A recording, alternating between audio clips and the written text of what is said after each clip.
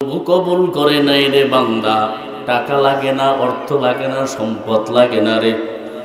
যদি কবুল করে গরিবরও আল্লাহ রাব্বুল আলামিন কোটিপতির আগে রিস্কাওয়ালাকে আল্লাহ মদিনা দেখায় দেয়, ঠিক কিনা? যিনি পারেন তিনি কে? জোরে বলেন, আরো জোরে বলেন, তিনি কে? ঢাকা গুলশানের ভিতরে বড় বড় লোক, টাকার অভাব নাই, কোটি কোটি টাকার মালিক, কয়েকটা বাড়ি গুলশানের ভিতরে। হজ করার জন্য আল্লাহর বাড়ি রওনা করবেন। বিদায়ের দিন স্ত্রীকে বলে রওনা করব। সাদা একটা লিখিত কাগজ সামনে দিল, স্বামী আমার হজ করতে যাইবেন, নেন এই লিখিত কাগজে যা আছে মদিনার মার্কেট থেকে এগুলো নিয়ে আসবেন। একটু পর ছেলের রুম থেকে ছেলে বের হয়ে বলে, আব্বা যান, আমার জন্য লিস্টে যা আছে এগুলো নিয়ে আসবেন। কয়টা আসলো লিস্ট? 2টা। একটু পর মেয়ের রুম থেকে মেয়েটা বের হয়ে বলে, বাবা জামাতার জন্য আমার জন্য ভিন্ন আলাদা মার্কেট করে নিয়ে আসবেন মদিনার মার্কেট থেকে, ওখানের মাল বড় ভালো পাওয়া যায়। ঠিক আছে। লিস্ট 3টার সামনে, টেবিলের সামনে বড় মেয়ার। তোরা সবাই লিস্ট দিয়েছ, একটু বলবি নি আমার বাড়ির কাজের লোক কোথায়?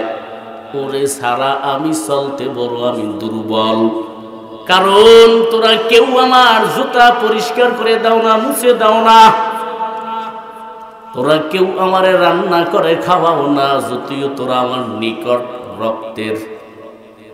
কিন্তু না না, বাড়ির কাজের লোকরে খবর দেই ও যেন আমার নিকটে আসে।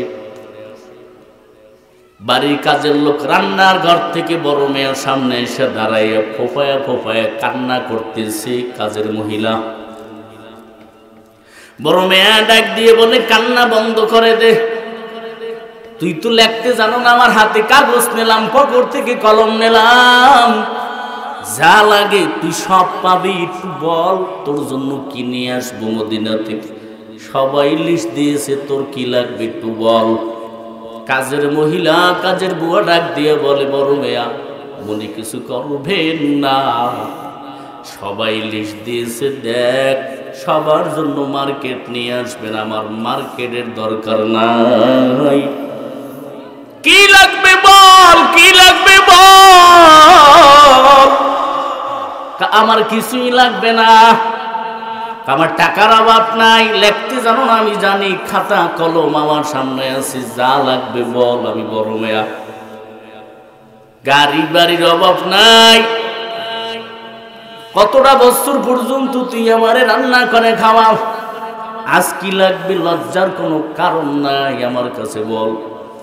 মহিলা ডাক দিয়ে বলে, বড় মেয়া ফ্রিজের উপরে কাপড়টা ফাড়ায় দিয়ে আরো জোরে জোরে কান্না করে, আর বলে, বড় মেয়ে একটা জিনিস চাবো, দিতে পারবেননি।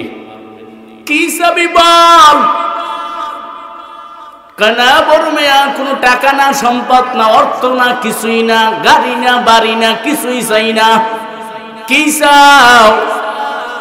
নবীজির রওজায় গিয়ে আমি মহিলার কথা যদি স্মরণ থাকে গো বড় মেয়া, যদি পারেন নবীজির রওজায় সবার শেষে আসার সময় আমার পক্ষ থেকে আমার নবীর রওজায় গিয়ে একটা সালাম দেবে। কি দুঃখ, কি দুঃখ গো। আল্লাহর বান্দির কলিজা জ্বলতেছে, আর বলতেছে আর বলতেছে, বড় মেয়া কিছু লাগবে না, শুধু সালাম দেবেন। বড় মেয়াকে আল্লাহর বান্দি, টেনশনের কোনো কারণ নাই, তুই আমার কাছে আর কিছু চাও না। আমি কিছু চাই না, শুধু সালাম দেবেন। ঠিক আছে, তোমার পক্ষ থেকে আমি নবীজির রওজায় সালাম দেব। আল্লাহর বাড়ি কাবাগরে মেহমান হইলেন, হজের কাজ কমপ্লিট করে নবীজির রওজায় গিয়ে দাঁড়াইলেন। ওখানে 8-9 দিন 10 দিন কাটাইয়া যখন আসবে, সবার জন্য আলাদা আলাদা মার্কেট করে রাখছেন, প্যাকেট ভিন্ন আলাদা, স্ত্রীর প্যাকেট ভিন্ন, ছেলের প্যাকেট ভিন্ন, মেয়ের জামাতার প্যাকেট সহকারে ভিন্ন ভিন্ন। আল্লাহর বান্দির, আল্লাহ পাকের বান্দা বড় মেয়া হঠাৎ নবীজির রওজা থেকে বিদায় নিলেন, নিয়ে চলে আসবেন। কয়েক কদম দিতে না দিতে হঠাৎ মনে পড়ে গেছে বাড়ির কাজের লোক কিছু চায় নাই, শুধু চাইছে একটা সালাম দিতে বলছে। আল্লাহ রসুলের রওজা একটার পক্ষ থেকে সালাম দিয়ে যায়। গরিব মানুষ দেরি আর করে নাই, বড় মেয়ে আবার রওজায় ঢুকছেন। দুইটা ডান দিক থেকে আবার সালাম দেওয়া শুরু করছে। সালামটা দিতে দেরি, রওজা থেকে সালামের জবাব আসতে দেরি করে না। সালামের জবাব পাইয়া বড় মেয়া বারবার কান্না করে। সাথী ভাইরা বলে, কি হারাইছেন বড় মেয়া? টাকার ব্যাগ হারাইছেন নি? বলেন কি হারাইছেন? বলে কিছুই না, তোরা কেউ বুঝবি না, এই খেলা তোরা কেউ বুঝবি না। দেরি আর করে নাই, বাড়ি আসলেন। গুলশানের বাড়ির আত্মীয় স্বজন বড় মেয়াকে আগামার জন্য এয়ারপোর্ট গেলেন, কিন্তু মনটা বড় বেজার। বাসায় ঢুকলেন, পাজারু গাড়ি থেকে নাইমা সবাইকে বলেন, নে তোরা নিয়ে যা, যার যে প্যাকেট পাইছন। স্ত্রীকে বলে, তোরটা তুই নিয়ে যা। ছেলেকে বলে, তোর মার্কেট তুই নে। মেয়েকে বলে, তোর জামাতা সহকারে প্যাকেট এই মার্কেটের ভিতরে নিয়ে যা। সব আমার রুম থেকে বের হা। এই বাড়ির কাজের লোক কোথায়? ওকে একটু ডাক দে। নিকটে ডাক দিলেন। আল্লাহর বান্দি আইসা আবার কান্না করা শুরু করছে। কান্না করে আর বলে, বড় মেয়া নবীজির রওজায় সবার শেষে একটা সালাম দিয়েছেন, জবাব পাইছেন নি কানে শুনতে? সালাম দিলাম মদিনার দেশে, তুই এখানে বিয়ে টের পালি কেমনে? এবার মহিলা ডাক দিয়ে বলতেছে, রে বড় মেয়া, নবীজির রওজায় গিয়ে সালাম দিয়েছেন। আপনারা যখন ঘুমে যান ঠান্ডার ভিতরে, আমি ঘুমাই না, ঠান্ডা পানি দ্বারা উজু করে করে করে করে নবীর শানে দুরূদ পড়ি, আর রাত্রে তাহাজ্জুদ নামাজ পড়ি, আর বলি, দয়ার মালিক বানাইছো তুমি আমারে বড় গরিব, বড় গরিব, তুমি কি আমারে মদিনা দেখাইবা না? বড় মেয়ে, আপনি যে নবীজির রওজায় গিয়ে সালাম দিছেন, জবাব পেয়ে গেছি। আমার নবী জবাব দিয়ে দিছে সালামের। এরে নবীর উম্মতের দল। বড় মেয়ে ডাক দিয়ে বলে, আর কান্না করা দরকার নাই, আগামী বছর যত টাকা লাগবে হজের জন্য আমি বড় মেয়ে রেডি, তোর সব টাকার ব্যবস্থা আমি করে দিব। খেলা কার? জোরে বলেন, আরো জোরে বলেন, কার? আরো বেড়ে পুবাল হাওয়া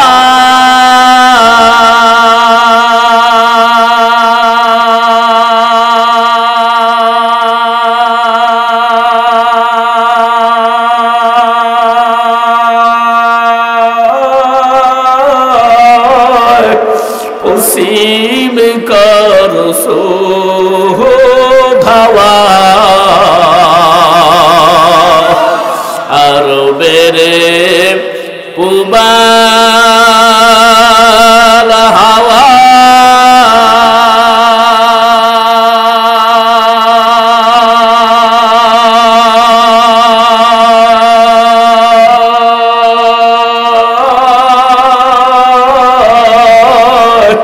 পশ্চিমে কর সো ধাওয়া এই গরিবের দুঃখী সালাম পৌঁছে দিও মদিনায়, মদিনা যাইতে পারলাম না মদিনা, দেখতে পারলাম না। আমি অসহায় তাই এত দূরে রই, শুধু সালাম জানাই মদিনা। মদিনা যাইতে পারলাম না মদিনা দেখতে পারলাম না। আলহামদুলিল্লাহ। উত্তর বাঁশবাড়িয়া চৌকিদার বাড়ি জামে মসজিদের ও এলাকার যুব সমাজের উদ্যোগে একদিন ব্যাপী ওয়াজ মাহফিল হালকায় জিকির উপস্থিত। আজকের মাহফিলের প্রধান অতিথি উপস্থিত জাতির মাতার মুকুট হযরত উলামায়ে কেরাম, দূর দূরান্ত থেকে আগত আল্লাহ পাকের আশিকিন জাকিরিন শাকিরিন মুহিব্বিন মুরব্বিয়ানে আম কলিজার টুকরা সমবয়সী যুবক বন্ধুগণ, স্নেহের ছোট ভাই শ্রদ্ধায় সম্মানিতা মা ও বোনেরা, আল্লাহ রাব্বুল আলামিনের দরবারে অসংখ্য অগণিত শুকর ও সুজুদ যে আল্লাহ রাব্বুল আলামিন এ ফিতনার জামানায় কোরআন ও সুন্নাহর ভিত্তিতে রাসূলের তরিকায় 10 মায়ের 10 সন্তানকে গুনাহ মাফের মজলিসে বেহেশতের বাগানে রব্বুল আলামিন আপনাকে আমাকে কবুল ও মঞ্জুর করেছেন। মুসলমান হিসাবে কালেমাতুর শুকর আদায় করি আলহামদুলিল্লাহ।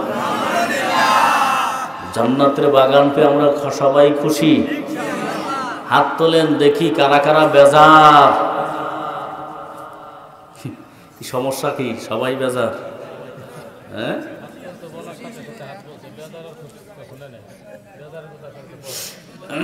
জান্নাতের বাগান পেয়ে সবাই খুশি। হ্যাঁ, এবার দেখবো কারা কারা খুশি। আল্লাহু আকবার। আল্লাহ কবুল করেন কেন? আমিন। আরো জোরে বলেন আমিন। মুমিন যাহা কিছু করবে কার জন্য? আরো জোরে কর, আল্লাহর জন্য। আমরা বলছি কোথায়? অন্তর থেকে বলেন কোথায় বলছি? বিশ্বাস করলে ইমানদার, না বিশ্বাস করলে ডাইরেক্ট বেঈমান। কারণ রাসূল বলছেন দুনিয়ায় যেই জায়গায় কোরআন এবং হাদিসের আলোচনা করা হয় ওই জায়গা কোনো সাধারণ জায়গা না, সেটা জান্নাতের বাগান। অনেকের কাছে মনে হয় যে চানাচুরের বাজারের মতন লাগতেছে দুই একজনের কাছে, আর দুই একজনের কাছে এত দামি জায়গা এই মুহূর্তে আর কোথায় নাই। সুবহানাল্লাহ। কিছু মানুষ দেখবেন এরপর জান্নাতের বাগান পাইয়া শুকর আদায় করতে পারে না। রাস্তা ঘাটে বিভিন্ন জায়গায় দেখবেন কোনো কাজ নাই, দাঁড়ায় দাঁড়িয়ে গল্প করতেছে। বুঝে না কপাল পড়ায় যে আর 1 ঘন্টা 2 ঘন্টা 2.5 ঘন্টা পরে বাগান থাকবে না, গুনাহ মাফের মজলিস পাবো না। মজলিস বড় এক দামি মজলিস, যতক্ষণ শুরু থেকে শেষ পর্যন্ত আখরি মোনাজাত পর্যন্ত যারা বসে থাকবে, যারা ওয়াজ করবে, যারা শুনবে, শ্রোতারা উভয়ের উপরে রহমত বর্ষিত হইতে থাকবে। টিয়াকালীর হুজুরের কথা, আমার কথা, সরমনের হুজুরের কথা, কার কথা? আমার নবী। জোরে বলেন, অন্তর থেকে বলেন, কার নবী? নবী আমার জানায় দেন জান্নাতের বাগানের চতুর্দিকে রহমতের ফেরেশতারা একের কাঁধের সাথে কাঁধ মিলিয়ে আল্লাহ পাকের আরশে আজিম পর্যন্ত পৌঁছে যায়। গোটা দুনিয়া ভ্রমণকারী একদল ফেরেশতারা শুধু তারা খুঁজতে থাকেন, তালাশ করেন এরকম জড়ো মজলিস, জাকিরিনদের মজলিস। সুবহানাল্লাহ। জাকিরিন কারা বুঝতে হবে। বিড়ি টানে একটার পর একটা জাকিরিন। গাঞ্জা খায়, পরের মাল ঠগাই খায়, তেরানের মাল চুরি করে, এটা জাকিরিন না। জাকিরিন ওই ব্যক্তি যার সদা সর্বদা জবানে থাকে আল্লাহর নামের জিকির। কার নামের জিকির? আল্লাহর নামের জিকির। আল্লাহ পাক রব্বুল আলামিনের কাছে ফেরেশতারা বলে, দয়ার মালিক, একদল বান্দাগুলো দুনিয়ার দোকানদারি, ব্যবসা বাণিজ্য, ঘর বাড়িওয়ালা বাড়ি, দোকানওয়ালা দোকান, ব্যবসা বাণিজ্য, স্ত্রীর মহব্বত ত্যাগ করে খানা পিনা লোভ লালসা সব বন্ধ করে আল্লাহ আপনাকে পাওয়ার জন্য জান্নাতের বাগানে বসে গেছে। ফেরেশতার দল এই বান্দাগুলো কেন আসছে? আল্লাহ আপনাকে পাওয়ার জন্য আসছে। আমরা কেউ দেখছি? আমার আল্লাহরে দেখছি? আল্লাহ বলে যে বান্দাগুলো জান্নাতের বাগান ওলামায়ে কেরামের নেক নজরে বসে গেছে, এরা কোনোদিন আমি আল্লাহকে দেখছেও? ফেরেশতারা কয় না, দেখে নাই। না দেখেই তাদের অবস্থা এই হালাতেই। যদি এক নজর আমি আল্লাহকে দেখতো, আমার আশেক বান্দাদের অবস্থা কি হইতো? সুবহানাল্লাহ। আশেকারা মিল্লাতুহু মাযহাবু জুদাস, আশেকারা মিল্লাতুহু মাযহাবু খুদাস।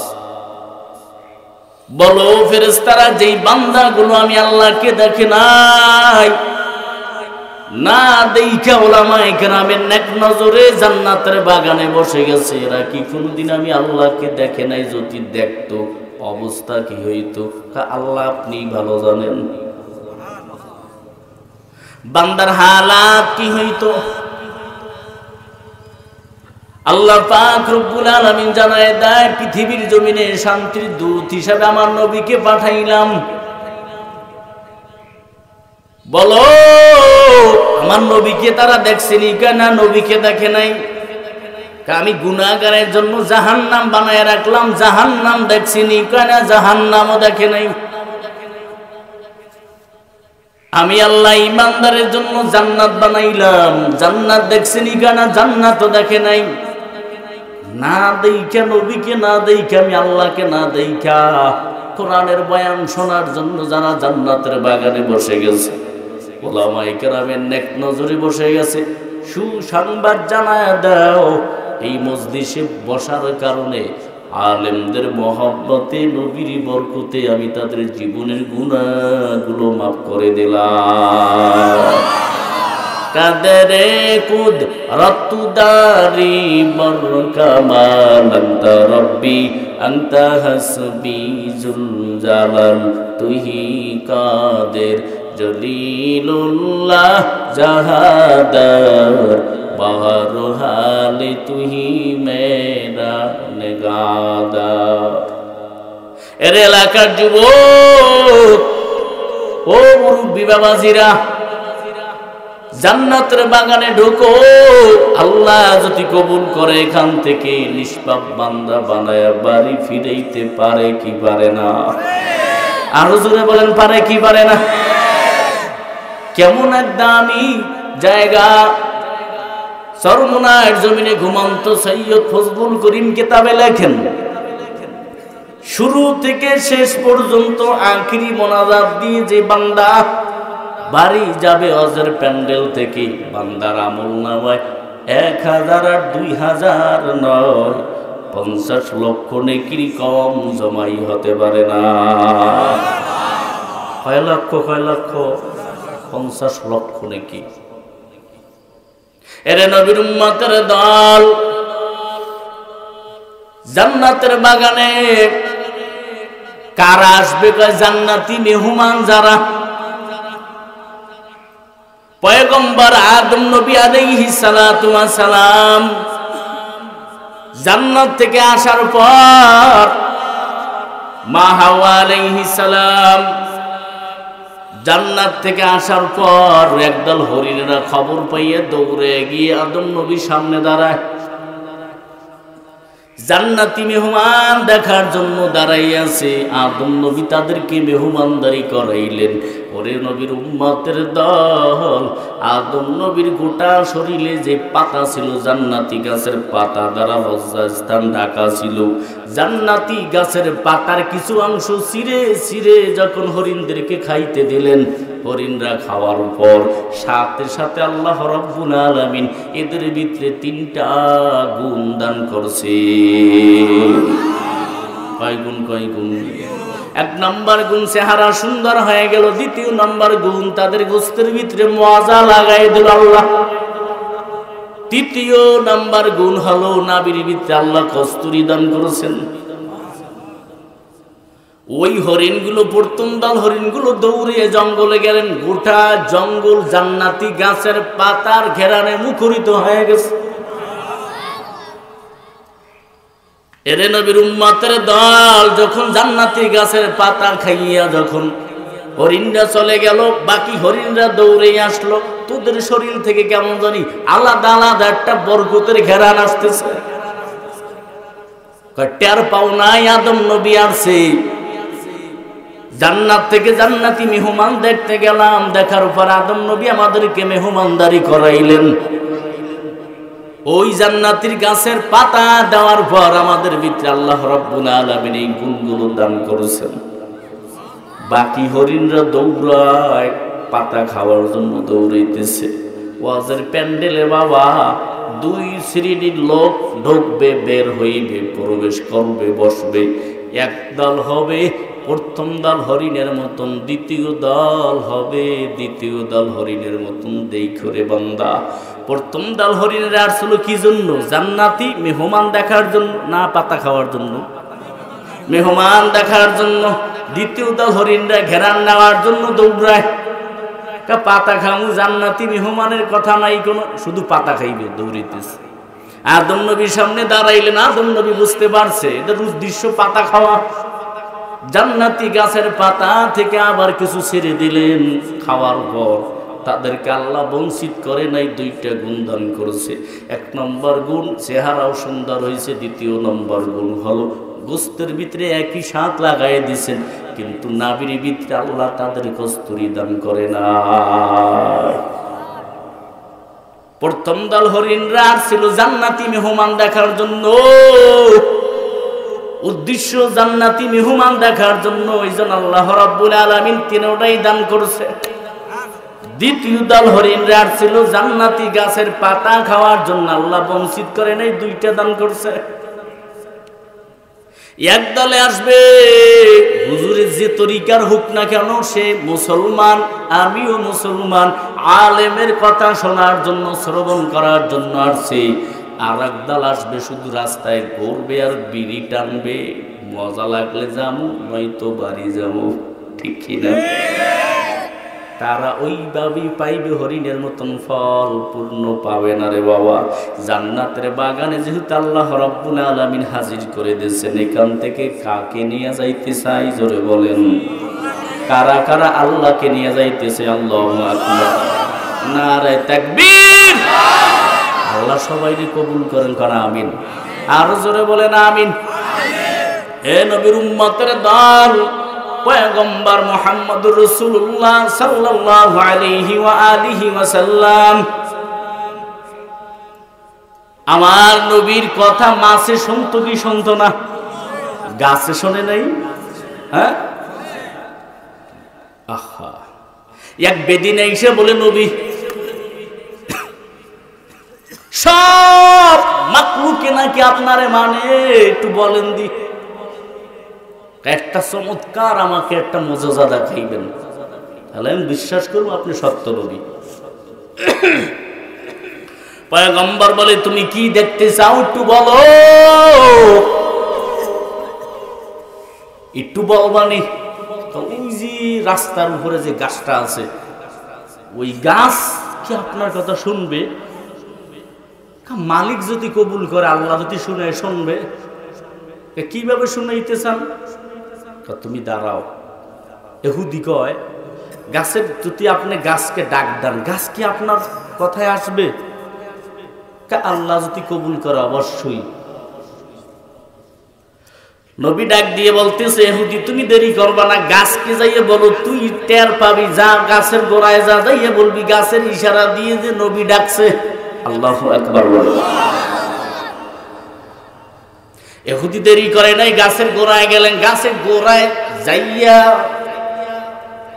ইঙ্গিত দিতে না দিতে, কথা বলতে না বলতে গাছ হেলতেছে, দুলতেছে। আল্লাহু আকবার বলেন।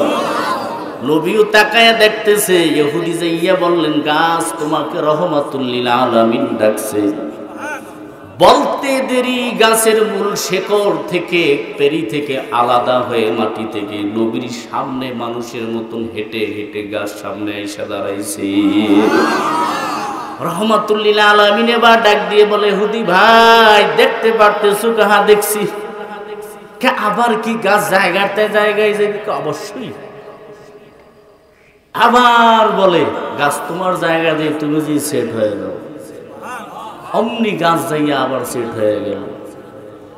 ও গাছকে বলছিল গাছ আসার সময় এহুদি তোমার নিকট যাইতে না দিয়ে তুমি কাঁপাকাঁপি শুরু করছো কেন?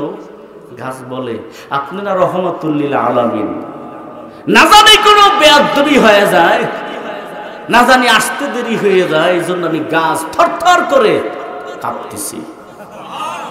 এরে আশিকে রসুলের দল ও এলাকার যুবক, কোন দুনিয়ার পাগল হলি, কোন দুনিয়ার নেতা নেত্রীর বিচারে পাগল হলি, কোন নাফাক গোষ্ঠীর আইন মানার জন্য পাগল হয়ে গেল,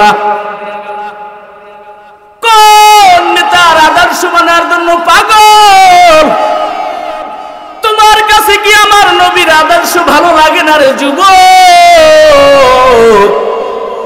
ওরে মুরব্বী বাবাজিরা, এখনো তো দেখি যেই নেতাদের গোড়া ঠিক নাই, আলাদা আলাদা আলাদা গোড়ার সাথে আমার মদিনাওয়ালার সাথে কোনো সম্পর্ক নাই। আমি বলবো মুসলমানের সন্তান হইয়া ওই দলের সদস্য হওয়া তোমার জন্য জাহান্নামের কিয়ামতের ময়দানে তোমার হিসাব দেওয়া লাগবে, না জানি জাহান্নামের শিকল তোমার হাতে লাগে। টের পাইতেছেন না রহমাতুল্লিল আলামিনের আদর্শ কেমন? গাছ বলে আমি ভয় থরথর করে কাঁপতেছি পয়গম্বর, না জানি কোনো বেয়াদবি হয়ে যায়। ইহুদি বেঈমান দৌড়ে আইসে বলে নবী গো, আর বোঝার কোনো বাকি নাই, বেঈমানের ধর্মে আমি থাকতে চাই না, আবু জাহেলের ধর্মের গুল্লি মার, তাড়াতাড়ি করে আমার কালেমা পড়ায় দেন, আমি মুসলমান হয়ে যাব। ওয়ামা আরসালনাকা ইল্লা রাহমাতাল লিল আলামিন। ওরে নবীর উম্মতের দল, ও এলাকার যুবক, ও পর্দার আড়ালের অবস্থান কথা সম্মানিত মা ও বোনেরা, ভালো করে জেনে নাও, যদি মানো দুনিয়ার জমিনে মদিনাওয়ালার আদর্শ মানো, যুবক ও মুরব্বী বাবাজিরা, কোন দুনিয়ার পিছনে পাগল হয়ে গেল? লেনিনের আদর্শ মানার জন্য পাগল, আব্রাহাম লিঙ্কনের আদর্শ মানার পাগল, সমাজতন্ত্র পুঁজিবাদ গণতন্ত্র সহকারে তত তন্ত্র আর মন্ত্র আছে, আল্লাহর কসম খেয়ে বলি তিনবার, এগুলো সব নাপাক নাপাক নাপাক। একমাত্র একমাত্র একমাত্র আমার নবী মুহাম্মদুর রাসূলুল্লাহর আদর্শই হলো পাক। ঠিক কিনা জোরে বলেন? আপনি বললেও ঠিক, না বললেও ঠিক, মদিনাওয়ালা পাক, তার আদর্শ পাক, দুনিয়ার মানুষ না পাক, ওর আদর্শ না পাক। ঠিক কিনা জোরে বলেন? ও নবীর উম্মতের দল, ও এলাকার যুবক, ও মুরব্বী বাবাজিরা, কোন দিকে পা বাড়াচ্ছেন? একদল মনে করে শুধু মসজিদে মসজিদে দাওয়াত দিয়েই আমি হকের উপরে আছি। না রে না বাবা, তুমি সুন্নাত, মিষ্টি সুন্নাত বুঝলা, রসুলের কষ্ট সুন্নাত গুলো কে বুঝবে বলেন? কথা পায় না, বোঝা লাগবে না? মিষ্টি খাবার পর, খানা খাওয়ার পর মিষ্টি খাওয়া সুন্নত পাইলে কই? খানা খাওয়ার পর মিষ্টি খাওয়া সুন্নত, এটা বুঝলা। উহুদের ময়দানে নবী দান দান মোবারক শহীদ হয়ে গেলেন, দাঁত পড়ে গেলেন। তুমি কষ্ট সুন্নত বোঝো না, কষ্টটা বোঝো না, মিডা নিয়ে ব্যস্ত। আল্লাহ বোঝার তৌফিক দান করেন। আমিন। আরো জোরে বলেন আমিন। এরে নবীর উম্মতের দল, আদর্শ মানবো কার? জোরে বলেন। আল্লাহর আদর্শ না মুহাম্মাদুর রাসূলুল্লাহ? হুকুম মানবো কার? আমি কার গোলাম? আরো জোরে বলেন। বিশ্বাস হয়? অন্তর থেকে বলেন আমি কার গোলাম? তাই আল্লাহর গোলাম দুনিয়া যে কদিন বেঁচে থাকবে গোলামি করবে কার? আরসি কার ইচ্ছা? অন্তর থেকে বলেন কার ইচ্ছা আরসি? না আল্লাহর কাছে কোনদিন দরখাস্ত করছি, আল্লাহ আপনি আমাকে মুসলমানের ঘরে পাঠান? বলছি? আল্লাহ রাব্বুল আলামিন বিনা দরখাস্তে মুসলমানের ঘরে পাঠাইছে। খুশি না বাজার? আর একবার নিয়ামতের শুকর আদায় করি আলহামদুলিল্লাহ। আর জোরে শুকর আদায় করি আলহামদুলিল্লাহ। খারাপ লাগতেছে? পয়গম্বর মুসা নবী মরুভূমি দিয়ে হাঁটতেছে। কোন নবী? মুসা নবীকে আল্লাহ কি বলছে? কালিমুল্লাহর উপাধি দিয়েছেন। মুসা নবী বলে, আল্লাহ অদৃশ্য দৃশ্য যে মাকলুকগুলো দেখি তাদের খানা দিতেছেন তা দেখতেছি। অদৃশ্য যেই মাকলুককে দেখতে পারি না ওই মাকলুকের খানা কই থেকে আসে, কেমনে খায়? তোমার সামনে, তুমি সামনে আগাও, সামনে আগাই দেখতেছি চতুর্দিকে গোল সাদা দবদবে সাদা একটা পাথর। মুসা নবী যদি দেখতেই চান লাঠি দিয়ে পাথরের উপরে বাড়ি দেন। হাতের ভিতরে আমার লাঠি, এত বড় পাথর পাশে বাড়ি দিলে হবে কি? মুসা নবী, পাথর তো আমি বানাইছি, তোমারও আমি বানাইছি, লাঠি এটা আমার, তুমি বাড়ি দাও। বাড়ি দেওয়ার দায়িত্ব তোমার, চেষ্টা করার দায়িত্ব তোমার, যা আছে দেখাবার মালিক তো আমি।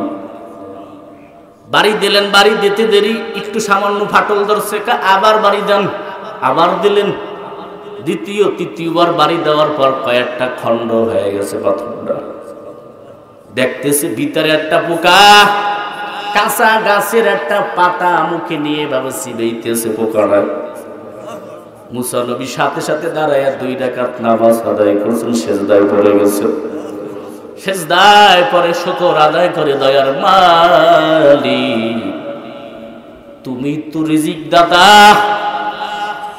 অদৃশ্য এই মাকলুককে তুমি খানার ব্যবস্থা করেছো, তাও আবার গাছের কাঁচা পাতাগুলো কেমনে ঢুকলো এই পাথরের ভিতরে?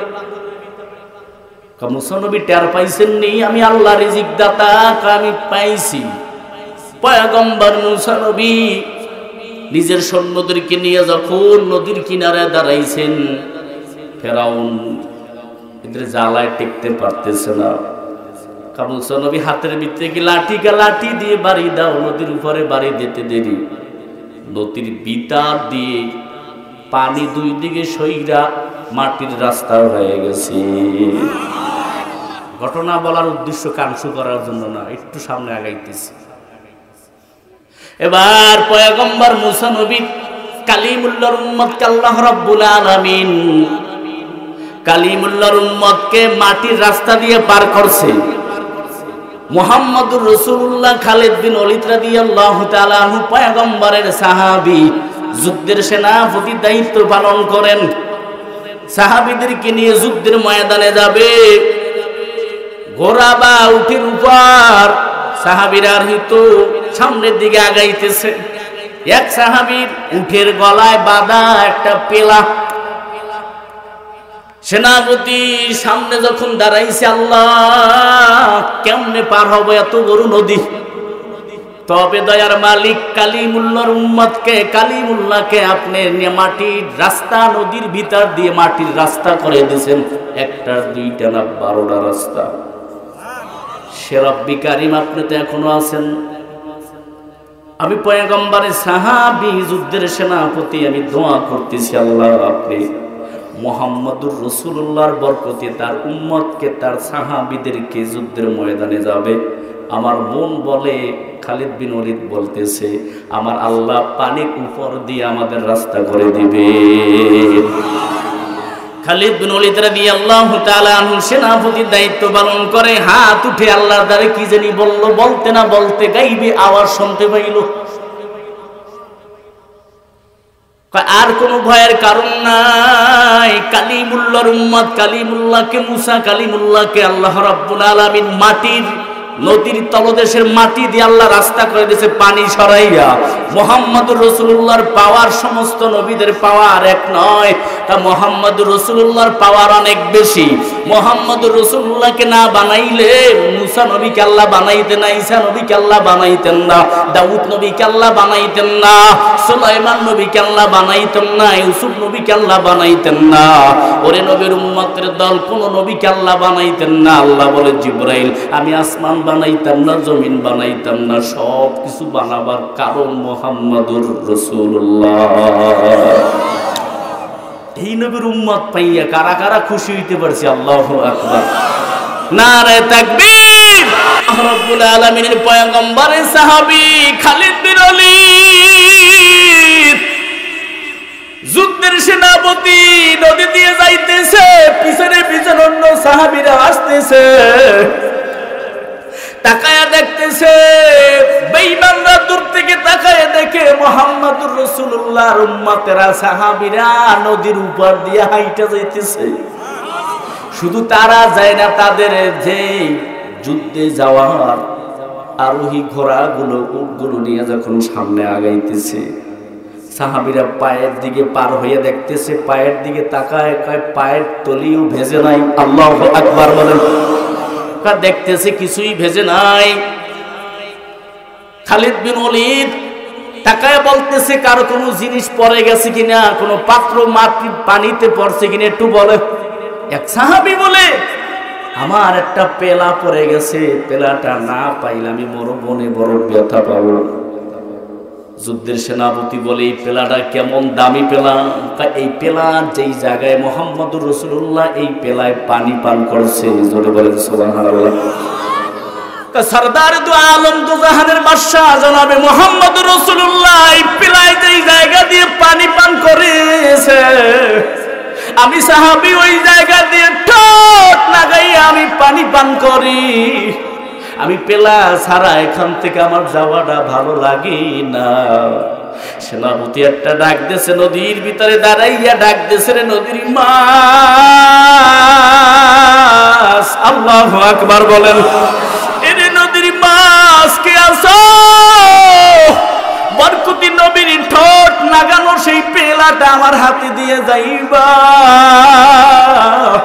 খালিদ বিন ওলীদ সেনাপতি দায়িত্ব পালন করে, কথাটা মুখ থেকে উচ্চারণ করতে দেরি, অনেকগুলো মাছ আইসা এক পর্যায়ে একটা মাছ আইসা ওই মাছ মুখের ভিতরে পেলা লাগাইয়া কামড় দিয়ে যখন নদীর খালিদ বিন ওলীদের সামনে এসে গেছে, নদীর ভিতরে মাছটা এবং পেলাটা ভাসায় ধরছে, পেলাটা নিয়ে খালিদ বিন ওলীদ রাদিয়াল্লাহু তাআলা আনহু সাহাবীর হাতে দিলেন। সাহাবী পেলাটা পাইয়া শুকর আদায় করছে। কার কিছু না পাইবা না পাই, বরকতি নবীর ঠোঁট লাগাইয়া যে জায়গায় পানি পান করছে, আমি মরণ পর্যন্ত এই পেলা দ্বারা আমি পানি পান করব। সুবহানাল্লাহ। এই জন্য বুঝাবার উদ্দেশ্য, কালিমুল্লাহর উম্মতকে আল্লাহ রাব্বুল আলামিন নদী দিয়ে রাস্তা করে দিয়েছেন, ভিতরে দিয়ে রাস্তা করছেন মাটির রাস্তা। আর হাবিবুল্লাহ আমার নবীর উম্মতদেরকে আল্লাহ রাব্বুল আলামিন রাস্তা করে দিয়েছেন, পানিকে আল্লাহ শক্ত করে দিয়েছেন। ওগো নবীর উম্মতেরা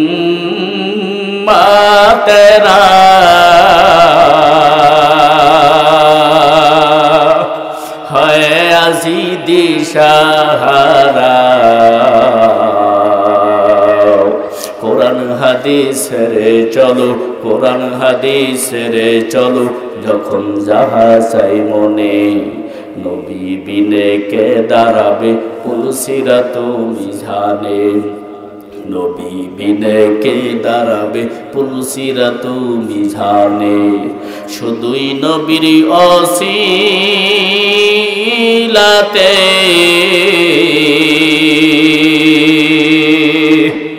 আসলা মানুষ দুনিয়াতে, তিনি না হইলে আজি, তিনি না হইলে আজি আসতো কি কেউ ভুবনে, নবী বিনে কে দাঁড়াবে পুলসিরাত মিজানে, নবী বিনে কে দাঁড়াবে পুলসিরাত মিজানে। খুদার জ্বালায় নবী জীবন বেঁধেছিলেন পেটে পাথর, কাতর হায় মাঝে মাঝে, কাতর হায় মাঝে মাঝে পরে যেতেন জমিনে, নবী বিনে কে দাঁড়াবে পুলসিরাত মিজানে। এমন এতিমি নবী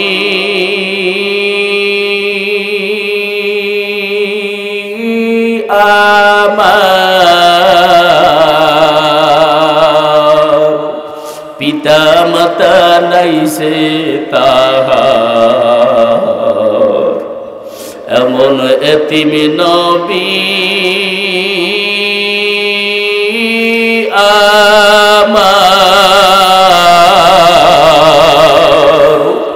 পিতা মাতা নাই যে তাহার, তারপরও কত মারা মারল তাকে দুশ্মনে। নবী বিনে কে দাঁড়াবে পলসিরাত মিজানে, নবী বিনে কে দাঁড়াবে পলসিরাত মিজানে।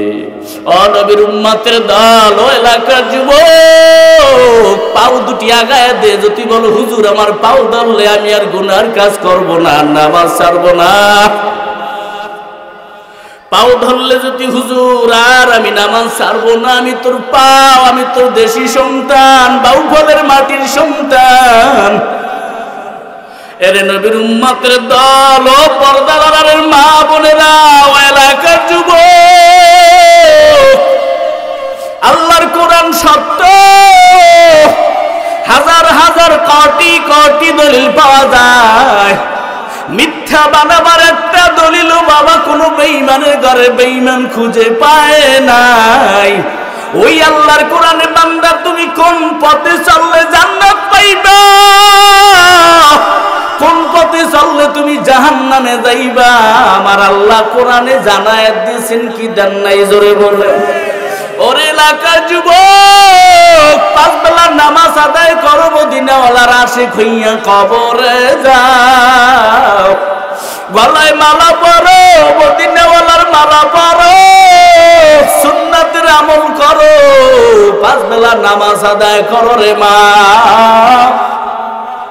এরে পর্দার আড়ালের মা বোনেরা, কয়দিন আর বেঁচে থাকবো, অন্ধকার কবরে যাওয়া লাগবে। ঈদের 2 দিন বাকি আছে, বরগুনা শহরে শোনো নাই কান্নার আওয়াজ। ওরে বাউফলের মানুষ, ও পর্দার আড়ালের মা বোনেরা, ও যুবক, 3 ভাই মোটর সাইকেলে রওনা করছে দুনিয়া থেকে। কেমনে বিদায় হয় দেখো। বড় ভাইয়ের হয়তো শ্বশুর বাড়ি মার্কেট নিয়ে যাইতেছে, 3 ভাই পালসার গাড়ি নিয়ে যায়। কেমন মরণ হইল, রাজীব পরিবহন ঢাকা থেকে আসছে, 3 ভাই একই বাবার সন্তান, রাস্তায় উঠছে, মোটরসাইকেলে টান দিছে, গাড়ির তলে বইরা শেষ, হুন্ডাও চুরমার হয়ে গেল। 3 ভাই লাশ জানাজায় দেখলাম আমরা, মোবাইলে দেখতে পাইলাম। মায়ের কলিজায় কি পর্যন্ত কি পরিমাণ আগুন ধাউ ধাউ ধাউ ধাউ করে জ্বলে। জানাজা দেয় মহিলা ঘর থেকে দৌড়ে গিয়ে খাটের কিনারায় গড়াগড়ি শুরু করে দিয়েছে রে বাবা। প্রথম নাম্বার কাতারে বড় ছেলের লাশটা রাখছে, দ্বিতীয় খাটে মেজো ছেলের লাশ, তৃতীয় খাটে ছোট ছেলের লাশ। কয়দিনের বাঁচবি যুবক, ভালো করে জেনে নাও। ওই দিন মোবাইল করলে ফরিদপুরের ভাই কয় আমার ছেলে আসতেছে হুজুর, ওই চট্টগ্রামে চাকরি করে আসার পথে অ্যাক্সিডেন্ট হয়ে শেষ। গত 2 বছর আপনার বয়ানে আনছি আমরা, আজ আমার ছেলে নাই। এরে নবীর উম্মতের দল, আমি বললাম কেমনে মারা গেল, কয় হুজুর বলবো কি, দুঃখের কোনো শেষ নাই।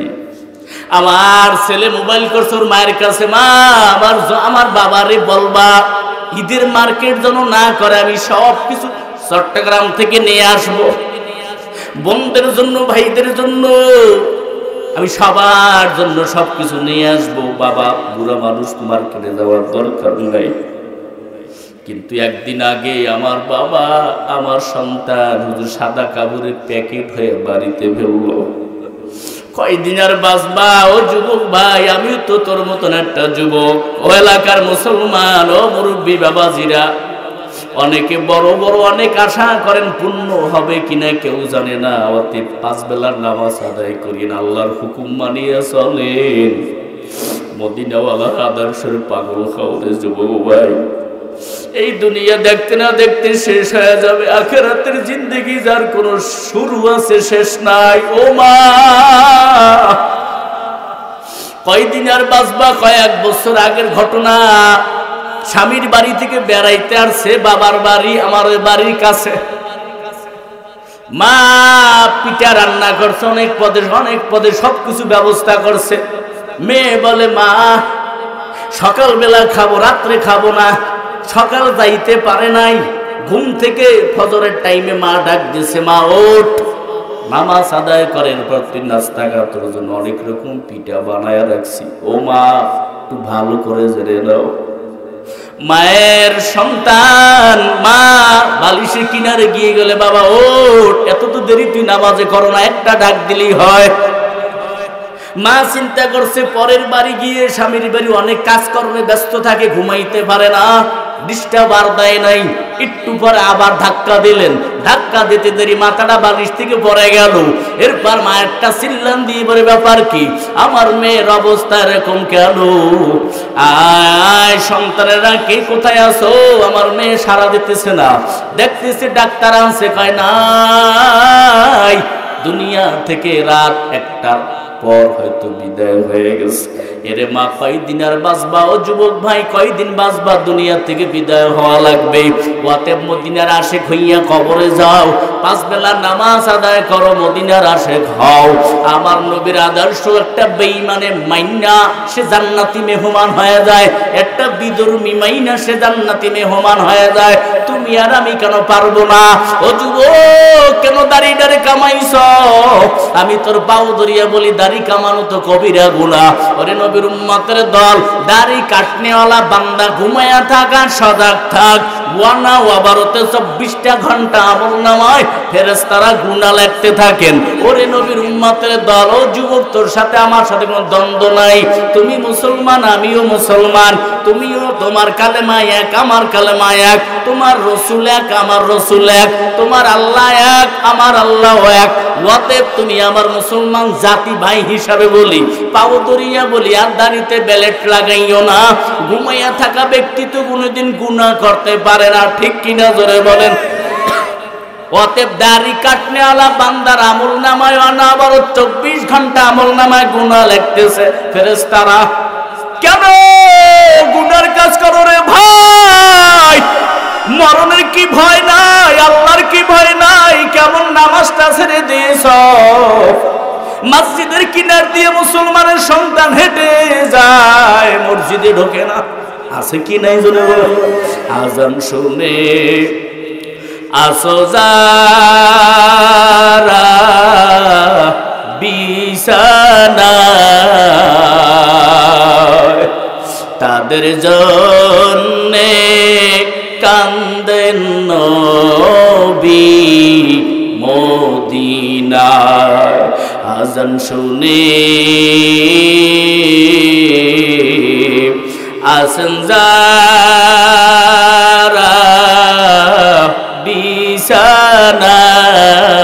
বিছানায়, তাদের জন্যে কান্দেন নবী মদিনায়। সেই নবীর জন্যে কি মায়া লাগে না? হায়রে উম্মত, নামাজ কেনে পড়ো না? হায়রে উম্মত, মসজিদ কেনে আসো না? ওরে এলাকার যুবক, আমি তোমার পাও ধরিয়া বলি, বাবা, এক বেলার নামাজ যদি ছেড়ে দেও, ইচ্ছা করে 2,88,00,000 বছর জাহান্নামের আগুনে জ্বলতে হবে। যদি বিশ্বাস না হয়, দোকান থেকে একটা মোমবাতি কিনা বাসায় ঢুকবা, সবাই যখন ঘুমে যাবে মোমবাতির আগুন জ্বালাইয়া। যদি তোমার মন বলে আমার নামাজ পড়তে মনে লাগে না, ভালো লাগে না, অন্তর যদি পচা হয় রে বাবা, পচা অন্তরে জিজ্ঞাসা কর, মোমবাতির আগুন কি তুই সহ্য করতে পারবি? একটা আঙ্গুল চেপে ধরবা গভীর রাতে মোমবাতির আগুনের ভিতরে, কয় মিনিট, কয় 2 মিনিট, 1 সেকেন্ড, 5 সেকেন্ড বা আধা ঘন্টা 20 মিনিট পারবানি? কয় হুজুর 1 সেকেন্ড রাখাও সম্ভব না। আল্লাহ রাসূল বলে দুনিয়ার আগুনের চাইতে জাহান্নামের আগুন হাজার হাজার গুণ তাপ বেশি, 70 থেকে 69 গুণ জাহান্নামের আগুনের তাপ। ওরে মা ও পর্দার আড়ালের মা বোনেরা, ও যুবক ভাইরা ভালো করে জেনে নাও, ওরে বাবা দুনিয়ার আগুন যদি সহ্য করতে না পারো, বাবা জাহান্নামের আগুন কেমনে সহ্য করবে? আল্লাহর ভয় নিয়ে সামনে আগাও, 5 বেলার নামাজ আদায় করিও, হালাল খানা খাও, আল্লাহ ওয়ালাদের সঙ্গী হবা। দুনিয়ার কোন চোর বাটপারের সঙ্গী হইয়া লাভ নাই, দুনিয়ামুখী কোন দলের দালালি কইরাও লাভ নাই। আল্লাহ বানাইছেন, দুনিয়ায় পাঠাইছেন, গোলামি করব আল্লাহর, দালালি করব রবের দালালি, মুহাম্মদুর রাসূলুল্লাহর দালালি, ওয়াতে মদিনাওয়ালার দালালি করব। কারা কারা আল্লাহু আকবার জোরে বলেন, আরো জোরে বলেন আল্লাহু আকবার। 5 বেলার নামাজ আদায় করবা, মা বাবারে কষ্ট দিবা না, আল্লাহ ওয়ালাদের সঙ্গে থাকবা, ঈমানকে মজবুত করবা, আলেমদের বিপক্ষে যাবা না, আলেমদের পক্ষে থাকবা। ও নবীর উম্মতের দল, আজকে থেকে ওয়াদা করো, আল্লাহর কাছে বলো, এই ময়দান থেকে ওয়াদা করে গেলাম, নিয়াজ যাদের ভালো, উদ্দেশ্য যাদের ভালো, 2টা হাত জাগায় আল্লাহকে দেখায় দাও। নারায়ে তাকবীর, নারায়ে তাকবীর। হাত সোজা করেন, সোজা করেন। আয় আল্লাহ প্রত্যেক যুবকদেরকে কবুল করে নেন, প্রত্যেক মুরব্বীর হাতগুলো কবুল করে নেন। অনেক পর্দার আড়ালের অবস্থানগত সম্মানিতা মা বোনেরা হাত তুলেছে। আল্লাহ প্রত্যেক মা বোনদেরকে জান্নাতি নারী হইয়া বিদায় হওয়ার তৌফিক দান করেন। আয় আল্লাহ যুবকদের চরিত্র সুন্দর করে দেন। আল্লাহ গোটা বাউফলবাসীকে কবুল করে নেন। আয় আল্লাহ প্রত্যেক 10 পিনাবাসীকে আল্লাহ কবুল করেন। আল্লাহ পুরা পটুয়াখালী জেলাবাসীকে কবুল করেন, গোটা বাংলাদেশের মুসলমানকে কবুল করে নেন। আল্লাহ যুবকরাও আদা করছে, আর নামাজ ছাড়বে না, মা বাবারে কষ্ট দেবে না, আলেমদের বিরুদ্ধে আর চলবে না। ওলামায়ে কেরাম যেখানে, যুবকরাও সেখানে থাকবে। হাত নাড়া দেন, নাড়া দেন। আয় আল্লাহ প্রত্যেক যুবককে কবুল করেন। পুরা 10 পিনাবাসীকে আল্লাহ ইসলামের জন্য কবুল করেন। হাত নিচু করেন, আল্লাহ সবাইরে কবুল করেন।